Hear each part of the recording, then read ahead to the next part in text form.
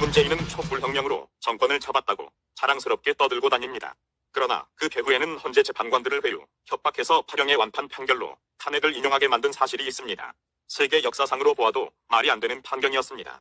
헌법재판소까지 좌익으로 엮였다면 자유대한민국의 법치는 이미 끝장난 것입니다. 김일성 장학금을 받았던 좌빨 김영삼계 YS 키즈들, 손학규, 김문수, 이재호, 이회창, 노무현, 이명박, 홍준표, 정의화, 박형준 등 이명박의 끈업을 권성동이 탄핵을 주도했습니다. 제 발등 찍고 어미를 타살한 패륜아들입니다. 박정희에 대한 앙금으로 정권을 넘겨준 덕에 이명박 본인도 직접 감방살이를 합니다. 정치역학을 도 모르는 같은들입니다.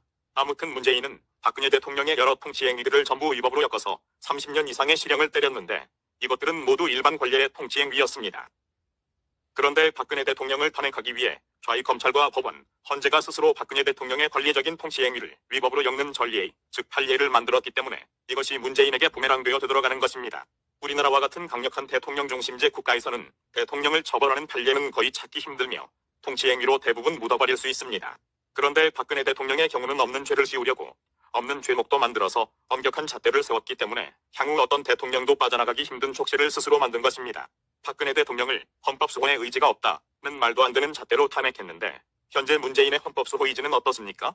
대북송금 국보법 위반, 관제대모 내란 선동, 지방선거 불법 개입, 불법 자금 수수, 윤회민권법 위반, 국제사법 금융 위반, 권력남용, 친인척 연루 범죄 등이 차고 넘칩니다. 이러한 죄목들이 문재인을 비롯한 가족과 친인척, 졸개들에게 모두 적용될 것이므로 당연히 이 족속들은 깜빵형이 될 것입니다. 박근혜 대통령이 30년이라면 종신형이나 다름없는데 문재인은 100년형은 받을 것 같습니다. 죄목이 하도 많아서 미국 같으면 벌써 탄핵이 되었을 것입니다. 이런데도 박근혜 탄핵 찬성파들은 왜 문재인 탄핵을 추진하지 않고 있을까요? 우선 이명박을 묶어버리자 좌우파의 김대중 같은 핵심 인물이 없고 리더십이 모두 지리멸렬한 상태로서 굿이나 보고 떡이나 먹자식이 권력 나눠 먹기에 눈치만 보고 있다는 것입니다. 하지만 내년 총선에서 국민들이 이놈들을 그냥 둘까요? 몇 명을 제외하고는 거의 물갈이 될 것으로 예상됩니다. 이놈들이 다시 국회의원 배지를 달 수 있는 길은 연동형 비례대표제입니다. 국민이 투표로 연동 선택한 퍼센테이지에 따라 국민 의사와 상관없이 자기들 마음대로 국회의원을 지정하는 것은 악법입니다. 이석기 같은 놈이 50명은 국회로 진입하는 길이 열리는 것입니다. 국민들이 기필코 막아야 합니다.